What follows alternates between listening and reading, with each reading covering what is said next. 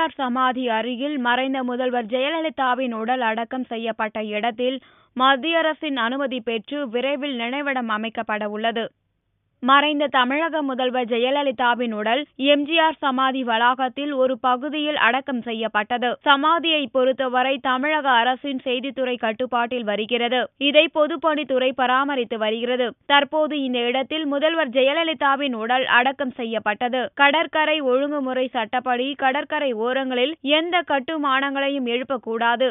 ஏற்கனவே அனுமதி பெறப்பட்ட வளாகம் என்பதால் தமிழக அரசின் ஒப்புதலுடன் இதில் தற்போது அடக்கம் செய்யப்பட்டது. அதே நேரம் நினைவிடம் அமைக்க தமிழக அரசு மத்திய அரசை நாட வேண்டும். எனவே மத்திய அரசிடம் இருந்து அனுமதி பெற தமிழக அரசு முடிவெடுத்துள்ளது. இதற்கான ஆவணங்களை தயாரித்து மத்திய அரசுக்கு அனுப்பப்பட உள்ளது. மத்திய அரசிடம் இருந்து விலக்கு பெற்று விரைவில் நினைவிடம் அமைக்கப்படும் என்று அதிகாரிகள் தெரிவித்தனர்.